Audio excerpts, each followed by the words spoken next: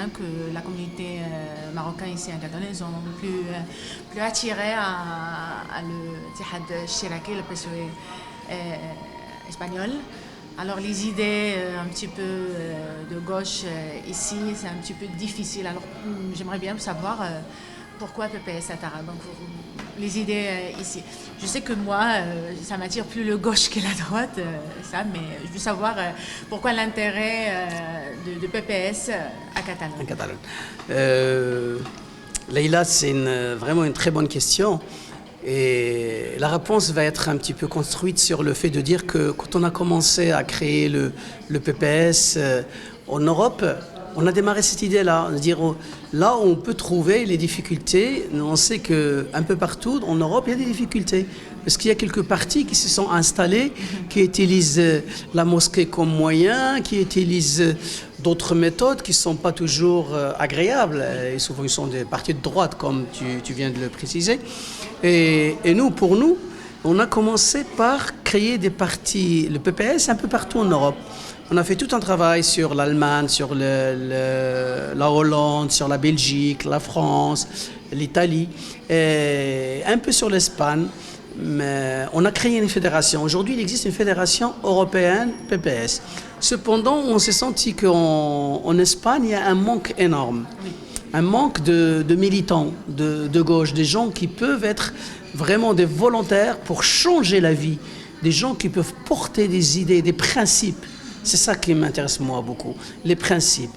Et dans ce cadre-là, on sait que sur la Catalogne, malgré la difficulté et malgré je dirais la timidité de nos compatriotes marocains vis-à-vis de la politique de gauche, je trouve qu'il y a des militants, et tout particulièrement une certaine Leïla, voilà, qui est quand même proche, et c'est pas que proche, elle est militante d'un parti de gauche, un nouveau parti qui vient d'être créé, qui a relevé le défi, qui poursuit sa politique démocratique et je dirais même révolutionnaire vis-à-vis de toute la communauté, et pas qu'espagnole ou catalane, c'est aussi vis-à-vis des gens d'origine étrangère. En effet, ma venue en Espagne et tout particulièrement en Catalane, c'est l'idée première, c'est déjà rencontrer un petit peu la communauté maghrébine, marocaine en particulier, avec l'idée d'essayer de mettre en place une structure afin de favoriser l'existence du Parti du Progrès et du Socialisme. L'existence du Parti du Progrès et du Socialisme ne se fait pas de cette façon simple, c'est tout simplement essayer de donner la possibilité aux Marocains d'avoir un représentant politique qui va les permettre de défendre un petit peu leurs droits au Maroc, mais aussi ici dans le pays catalan, qui est nécessaire, et on connaît un petit peu la réalité de l'Espagne et la réalité de nos compatriotes marocains. Certes, il existe des associations qui sont très dynamiques, cependant il faut passer à un autre stade, celui de la politisation sincère de la vie des gens qui puissent avoir des représentants politiques. Et c'est pour cela que j'ai essayé d'avoir des contacts, et là je suis bien sûr à Tarragona, et avec mon ami Leïla, qui est quelqu'un de très engagé déjà dans la politique en Espagne, et à son honneur, tout à son honneur, avec le parti Podemos, qui est un parti progressiste de gauche, qui correspond complètement à nos idées, autant que parti PPS, c'est-à-dire l'ex-parti communiste marocain, et on est très très proches, et Leïla prendra en main la destinée de ce parti dans cette région. Ma vision première sur l'existence de la communauté marocaine, et tout particulièrement ceux qui habitent en Espagne et en France, elle est très différente de deux pays parce que la France existe, la communauté existe depuis 4 générations, alors qu'en Espagne, c'est à peine 2 générations avec beaucoup de difficultés. La France a accueilli beaucoup de cadres marocains qui sont arrivés, des étudiants qui ont étudié, etc. L'Espagne, ça commence seulement. Et ça, c'est une très, très grande différence. Seulement, aujourd'hui, on a besoin dans ces deux pays d'avoir une certaine vision globale et dans la même direction. Ça veut dire quoi? C'est défendre je dirais, nos droits en tant que citoyens marocains.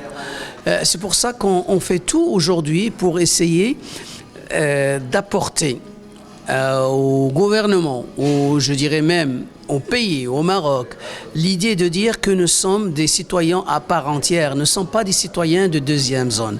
Pour qu'on devienne des citoyens à part entière, on donne droit au droit de vote, droit de l'éligibilité aussi, le droit d'exister, le droit de dire notre mot dans la politique intérieure du pays, parce que nous sommes une partie importante, je dirais, de cette communauté marocaine et de ce pays. Les Marocains étrangers représentent quand même, il faut le dire, presque 15 à 20% selon les chiffres qui existent aujourd'hui.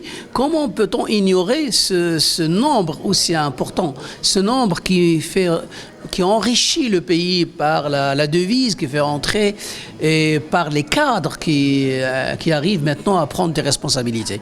Alors, ma vision, c'est de dire que demain, les personnes d'origine étrangère ayant des expériences importantes, ils puissent trouver toute leur place. Ils peuvent être des éléments moteurs pour le changement au Maroc. Parce que le Maroc, elle a besoin de changements, des changements démocratiques, des changements qui permettent aux gens de se sentir bien.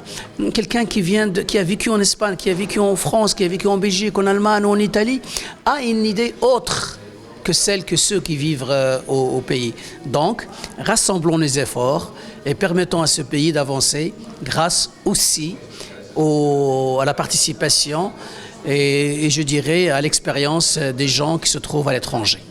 La prise en compte des gens venant d'ailleurs, qui sont des Marocains à part entière. Et si nous voulons que le Maroc change, il faut essayer de permettre à tous les Marocains de participer. Aujourd'hui, il y a une participation très faible dans les élections au Maroc. On n'a qu'à voir les dernières élections qui ont lieu, où la démocratie n'était pas complètement présente. Malheureusement, l'argent continue à faire voter certaines personnes. Malheureusement, l'appartenance tribale, etc., continue au lieu d'avoir des idées et travailler sur les idées.